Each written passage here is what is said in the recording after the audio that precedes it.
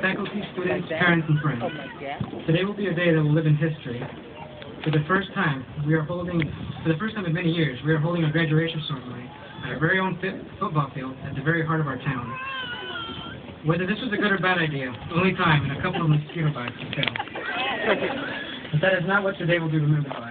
It won't be remembered for the hours of preparation our faculty maintained, devoted to provide us with this wonderful setting. And it won't be remembered for the amount of time we took to get ourselves looking good for this event. It will probably not be remembered for my speech, however eloquent it turns out to be. No, it won't be remembered for these things, though it would be nice. Today, June 4th, 2010, will go down in all of our books as the day that Zenith High School class of 2010 graduated.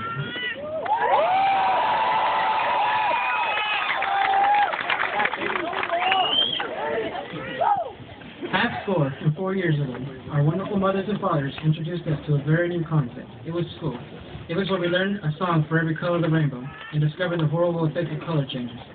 And it was in that pre-K and kindergarten classes that most of us chose friends that are still with us today. We moved together from that point. We made it through the early years of our education on a brand new elementary school that rivaled the high school in every way. We moved on over to the middle school, and it was everything that our elementary teachers told us about and worse. We had lockers. We had lockers for one and had to be at our classes on time. In fact, I don't remember anyone who did not have trouble with those lockers. Our next step was high school. For some of us, it was the last step of our education, but for most of us, it was a new challenge. This is where you decided what you want to do for the rest of your life. The tax tests were our first roadblock. Then with the new state requirements for graduation, and eventually a new school administration that was entirely new to us. But of course, this wasn't what we were all worried about at the time. I don't mean to boast, but can anyone tell me who was the class that won more Spirit Awards than anyone else?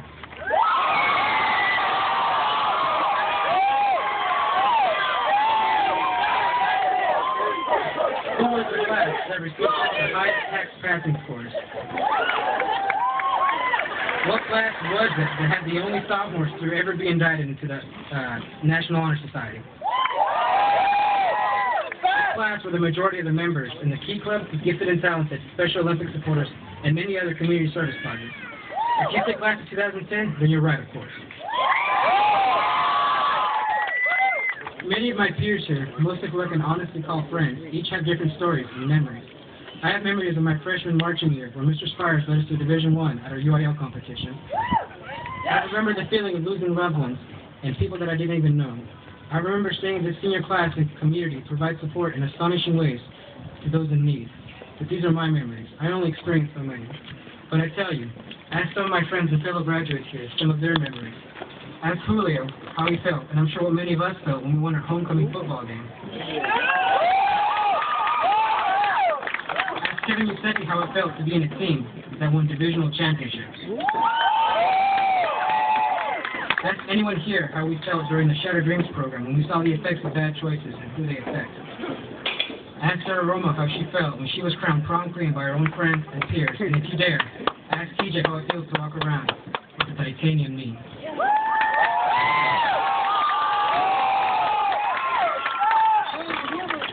Ask around. We all have different stories to tell and different viewpoints. Although we all come from many places, we all came here. We all grew up together. Why do you think most of us are still in contact with each other? This is the beauty of having a small school and a small graduating class. Although there are only 98 of us today, we all know each other like nobody else did. To say we made it here on our own is to be called a liar. We made it here because of men and women sitting behind you. They are our parents, our grandmothers and grandfathers, our uncles, aunts, brothers and sisters. They are the reasons we've come this far. Sure, they forced us out of bed since day one and nagged us to get to school on time. But look at us now. Here we sit, the direct products of our wonderful staff and teachers. Who can remember the reading assignments of Ms. Wacky? We all enjoyed To Kill a Mockingbird so very much. Of Mice and Men, Animal House, Antigone, poetry, Shakespeare, Babel. All of these bring memories, most of them about homework assignments. But we remember them because our excellent English teachers, Ms. Lackey, Ms. Bryant, Mrs. Stark, Mrs. McMahon, and Mrs. O'Neill. We all remember them. Then we have our science department, our favorite RTC and chemistry teacher, Mr. Patterson. What a great guy to get along with. Who will ever forget about Miss Ray and her trademark hairstyle? Or our Miss Rivas, a teacher that could run laps around us. Mr. Coker, Mr. Newsom, and Mr. Walters have taught us just about everything there is to know about history, geography, and economics. And we can't forget about our favorite subject, mathematics. Mr. Williams has showed us most of his knowledge in the field of arithmetic. These are just our core classes. Everything else is what we decided. Who can forget the stylish and sorry Andy? Beautiful Miss May, who could talk Spanish like a native. There are many other teachers, many of whom I did not have the joy of being in class with, that have moved away and that deserve to be mentioned. These men and women aren't simply teachers. They are people, and they have been friends when we've needed them the most. How else will we know that Mrs. Rivas has some amazing dance moves? And that Mr. Williams has an army of miniatures that can conquer this side of the Milky Way. And now, to settle a bet, I'd like to give a shout out to O.C. Caldwell and Mr. Watts. You know who you are.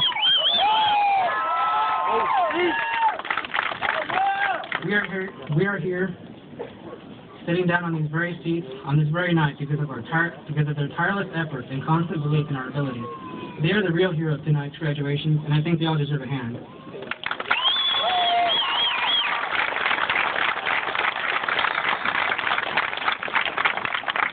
But enough about old people. It is time we start discussing our future. For many of us, this is the end of our great journey. Some of us will go on with our high school diploma and become successful at what we do. Many of us, with the help of our amazing faculty and staff, will move on to a higher education at a university. And I know all of us will move forward in this world of ours. It has been the hopes of our parents to be successful in life. This is what they've been waiting for since we were able to recite our ABCs. This has always been the American dream. And our future can be grim. It can be a grim one. We know the dangers of the world. We know there's many problems and shortcomings. And a day may come when we forget all that we've learned at Venus High and all the morals we were taught. But it is not this day. A day may come when we may fall into the burden of a grim future and lose sight of our dreams and goals. Yet it is not this day. This day, we rise with a diploma at our side, with the education of our precious high school, and with our neighbors, brothers, sisters, mothers, fathers, cousins, strangers, and friends by our side. There's nothing in the distant future can throw at us that will defeat us. I'd like to end this speech with one of my favorite quotes of all time. I've done quite a bit of research on this, and this has always been the one that sticks up the most in my mind. It is by John Dewey, an American philosopher, psychologist, and educational reformer. Education is a social process. Education is growth. Education is not a preparation for life. Education is life itself. Thank you all again for giving me the honor of being your valedictorian and for lending me your time. There are so many people I'd like to thank. Gracias, mamá y papá. No habría podido estar aquí sin ustedes. Thank you, coaches, teachers, faculty, staff, board of trustees, and anyone else I failed to mention. Parting is such sweet sorrow. I wish everyone here good luck at what you do. We can only move forward from here.